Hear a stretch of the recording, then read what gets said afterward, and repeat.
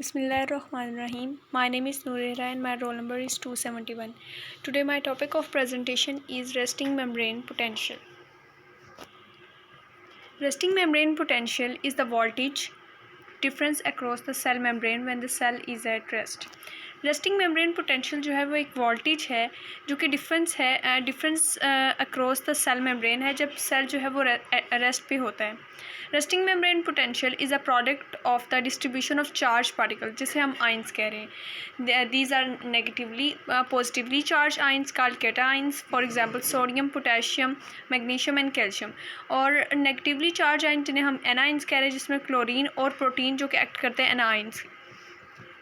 अगर हम देखते हैं कि रेस्टिंग मेम्ब्रेन पोटेंशियल क्या है, जो रेस्टिंग न्यूरॉन होते हैं वो कंडक्ट नहीं करते नर्व इम्पल्स को. जो प्लाज्मा मेम्ब्रेन होते हैं रेस्टिंग न्यूरॉन के वो पोलराइज्ड होते हैं. पोलराइज का मतलब ये है कि जो फ्लूइड होता है inner side of the membrane is negatively charge with respect to the positively charge fluid outside the membrane. The difference is the electrical charge between the inside and outside of the membrane at any given point.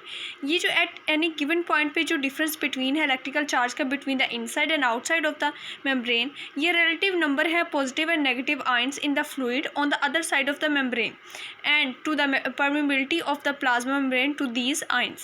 इस difference को जो कि है outside और inside positively और negatively charge across the cell membrane, इसे हम कह रहे हैं रेस्टिंग मेम्ब्रेन पोटेंशियल.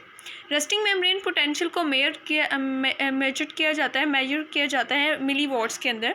एक जो मिली वॉट है वो 1/1000 वोल्ट का होता है. नॉर्मली जो रेस्टिंग मेम्ब्रेन पोटेंशियल है वो अबाउट -70 मिली वोट होता है due to unequal distribution of various electrical charges sodium ions.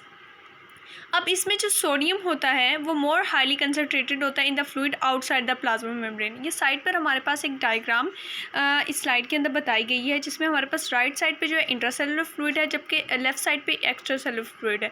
Intracellular fluid के अंदर पोटेशियम की जो है कंसनट्रेशन है वो हाई है जबकि एक्स्ट्रा सेलुलर फ्लूइड के अंदर सोडियम की जो है वो कंसनट्रेशन हाई है.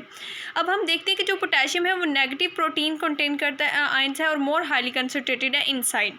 जो सोडियम और पोटेशियम आयंस होते हैं वो कॉन्स्टेंटली जो है डिफ्यूज़ होते रहते हैं थ्रू ये जो दरमियान में हमें नज़र आ रही सेल मेम्ब्रेन, इसके through moving from region of the higher concentration to the region of lower concentration. अब हम देखते हैं कि how does the sodium potassium pump effect RMP. सबसे पहले हम देखते हैं कि सोडियम पोटेशियम पंप क्या है. सोडियम पोटेशियम पंप जो है वो कॉन्सनट्रेशन ऑफ सोडियम और potassium ions on the two sides of the membrane remain constant due the action of the sodium potassium pump.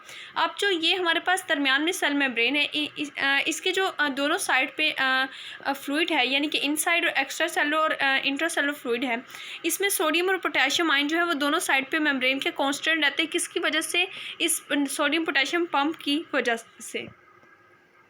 अब इसकी रीज़न क्या है कि ये जो सोडियम पोटेशियम पंप है ये क्रिएट करता है concentration gradient by moving 3 sodium out of the cell and 2 potassium into the cell.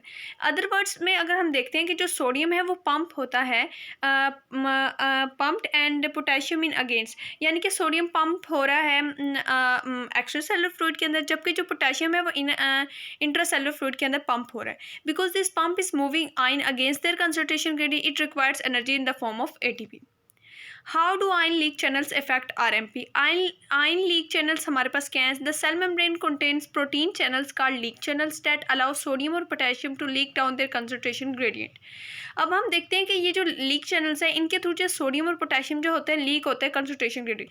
Cell membranes are considerably more permeable to potassium. अगर हम देखें जो हमारे पास लास्ट स्लाइड में सेल मेम्ब्रेन दिखाई गई थी एक्स्ट्रा सेलुलर और इंट्रा सेलुलर फ्लूइड के दरमियान में, वो क्या करती है कि वो मोर परमिएबल होती है पोटेशियम के लिए than sodium because they have more potassium leak channels than sodium leak channels.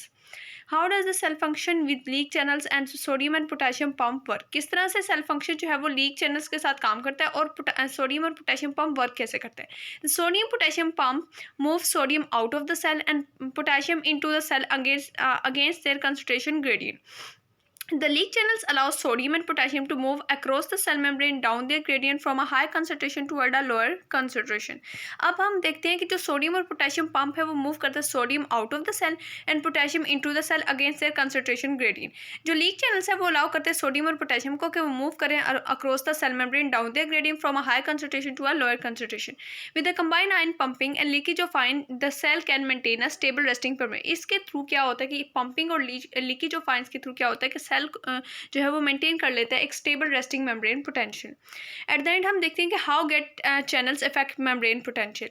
जो गेट चैनल्स होते हैं वो cell membrane also contain gate channels. Gate channels can be open और क्लोज डिपेंडिंग ऑन कंडीशन. जो gate channels हैं cell contain करता है gate channels को. जो गेट चैनल्स है वो क्लोज और ओपनिंग जो है उनकी डिपेंड करती है कंडीशन ऑफ द सेल पे, जैसे कि for example pressure, voltage and presence of chemical.